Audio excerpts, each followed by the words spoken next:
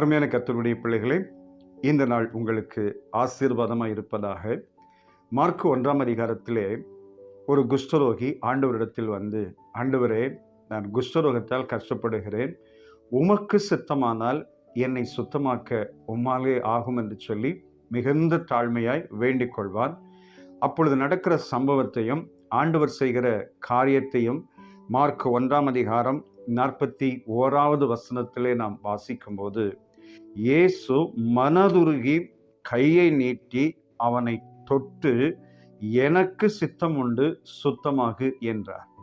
பாருங்கள், குஷ்டரோகிகளை யாருமே நேசிக்க மாட்டார்கள்.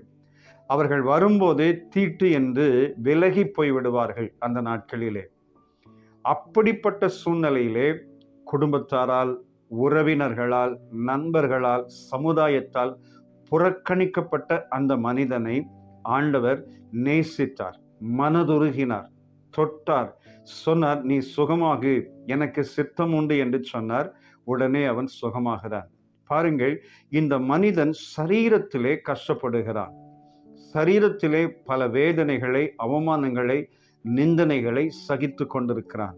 இன்னைக்கு எத்தனையோ பேருடைய வாழ்க்கையிலே சிலர் சொல்லுவாங்க, என்னுடைய குடும்பத்தாரால் நான் ஒடுக்கப்பட்டிருக்கிறேன், என் உறவினர்களால் புறக்கணிக்கப்பட்டு இருக்கிறேன், வேலை ஸ்தலத்திலே அவமானமாய் பார்க்கப்படுகிறேன். இப்படி நிறைய பேர் சொல்லி மனதளவிலே மிகுந்த காயத்தோடு, வேதனையோடு இருப்பார்கள். ஆண்டவர் சொல்றாரு, நான் என்னுடைய மனதுருக்கத்தினாலே உன்னை தொட்டு உன்னை சுகமாக்க போகிறேன். இந்த சகோதரன் சரீரத்திலே குஷ்டரோகத்தால் கஷ்டப்பட்டான். ஆனால் இன்னைக்கு அநேகர் சரீரத்திலும் கஷ்டம், மனதளவிலும் கஷ்டம், வேதனைகள், பாடுகளை அனுபவித்துக் கொண்டிருக்கிறார்கள்.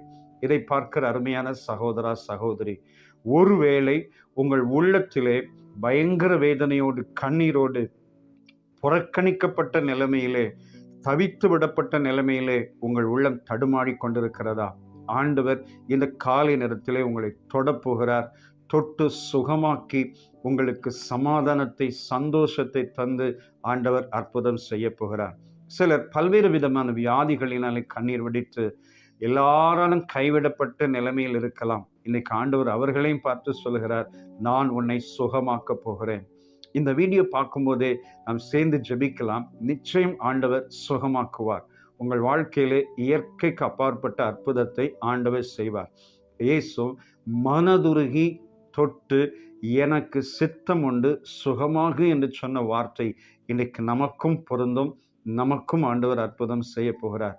கண்களை மூடி ஜெபிக்கலாமா?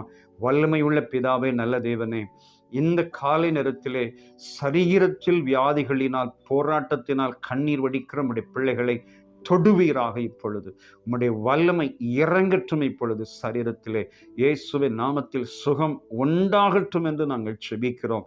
மனதளவிலே காயத்தோடு, வேதனையோடு இருக்கிறவர்கள் சுகம் பெறுவார்களாக, ஆறுதல் அடைவார்களாக. தேவ சமாதானம் அவர்கள் இருதயத்தை நிரப்புவதாக. நீங்க அற்புதம் செய்யுங்கப்பா. இயேசு இரட்சகர் நாமத்தில் வேண்டிக் கொள்கிறோம் பிதாவே. ஆமென், ஆமென். God bless you.